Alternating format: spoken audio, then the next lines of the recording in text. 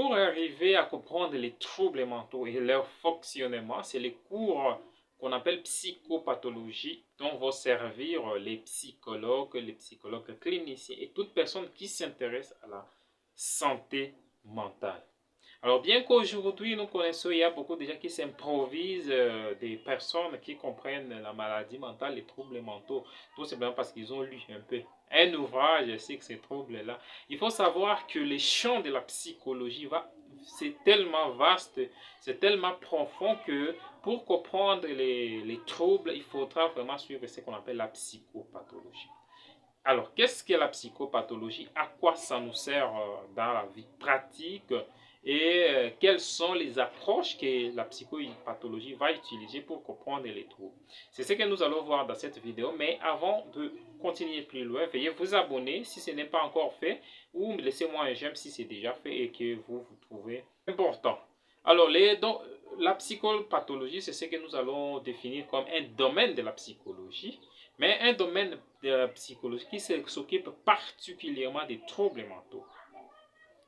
Alors, la psychopathologie va s'occuper des troubles mentaux en cherchant beaucoup plus leurs causes, comprendre leurs symptômes, les manifestations de ces troubles, l'évolution de ces troubles et même les traitements de ces troubles. Comment arriver à traiter, à soigner les troubles en question. Et donc, la psychopathologie va beaucoup plus s'inspirer des explications, des modèles théoriques en psychologie qui existent.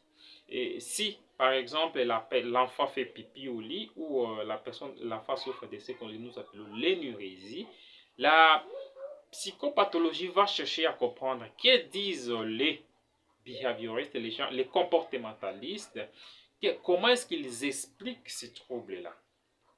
Il va essayer de voir chez les psychanalystes comment ils expliquent le fait qu'un enfant a fait pipi au lit.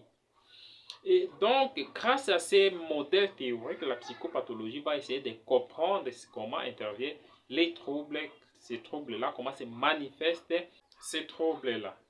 Et j'ai déjà fait une vidéo sur les approches en psychologie. Si vous n'avez pas vu, je vais mettre ici. Donc, vous pouvez toujours visionner. Et donc, ça va vous permettre de bien comprendre.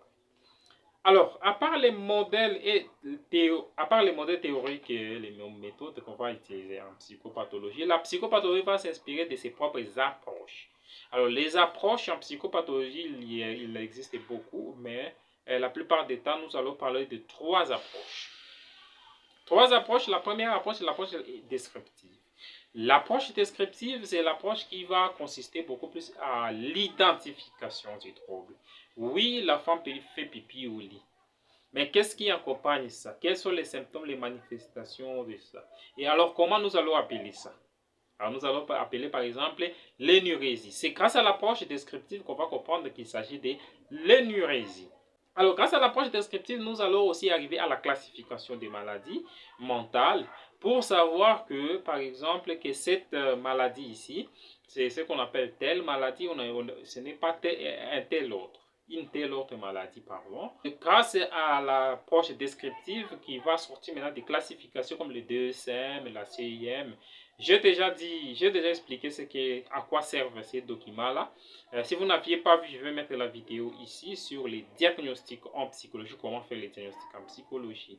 Et donc, grâce à l'approche descriptive, nous allons avoir toutes ces classifications-là. Mais à part les classifications, par exemple, comme les DSM, il y a d'autres classifications qui existent, qui vont, par exemple, regrouper l'ensemble des troubles dans une catégorie comme ça pour expliquer ces troubles-là. C'est grâce à la psychopathologie que nous allons arriver à ces faits.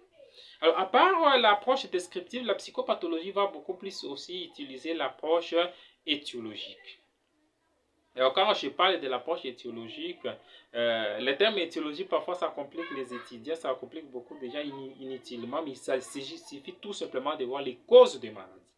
Alors, dans l'approche étiologique, on va essayer de comprendre quelles sont les causes de la maladie. L'enfant fait pipi au lit, mais qu'est-ce qui explique ça? Pourquoi il fait pipi au lit? Il continue à faire pipi au lit.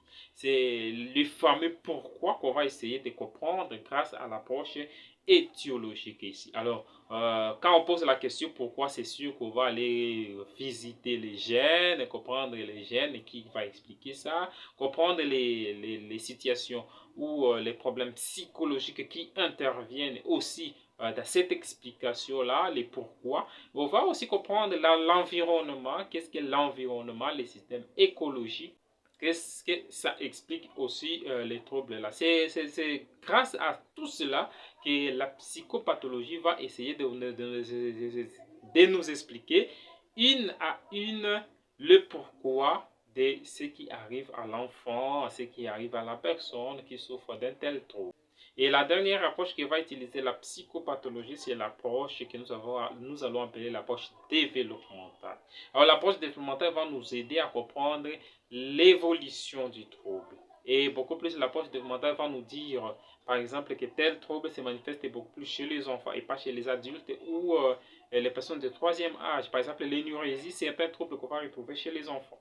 Par exemple, les troubles oppositionnels, on va retrouver chez les enfants, pas chez les adultes, pas chez les adolescents. On va expliquer par exemple que la démence n'interviendra pas chez les enfants ni même chez les adolescents, mais plutôt chez les personnes de troisième âge, où la dépression va beaucoup plus se manifester chez les adolescents, même s'il y a chez les enfants, mais chez les adolescents et les personnes adultes. Et donc, c'est grâce à l'approche développementale que nous allons comprendre tout ça. Et grâce à l'approche développementale, nous allons comprendre ce qu'on appelle la trajectoire développementale du trouble. Alors, trajectoire développementale du trouble, ça veut dire quoi? Ça veut dire si le trouble se déclenche maintenant, comment ce trouble va évoluer au fil du temps? Est-ce que le trouble va se transformer en un autre trouble plus grave ou est-ce que le trouble va s'arrêter à un certain moment? Il y a plusieurs troubles qui peuvent se développer à l'adolescence, mais arrivé à l'âge adulte, il y aura vraiment une très grande diminution de ces troubles-là. Ça existe. Et donc, c'est l'approche développementale qui va nous expliquer et nous dire comment ça existe, comment ça se manifeste. Alors, en dernier, nous allons essayer de comprendre les méthodes que va utiliser la psychopathologie pour arriver à ses fins. Et donc, les méthodes utilisées, ce sont les méthodes qu'on va utiliser aussi dans tout ce qui concerne la psychologie. Il s'agira par exemple des entretiens. La psychopathologie va utiliser les entretiens, il va utiliser les questionnaires, on va utiliser les tests, les recherches, la recherche scientifique, on va utiliser l'imagerie mentale, on va essayer de comprendre toutes ces situations-là grâce à ces méthodes-là. Donc, c'est grâce à ces explications, à tout ce qu'on va récolter comme données, que la psychopathologie va essayer d'expliquer un trouble, les causes, les symptômes, les traitements qui existent.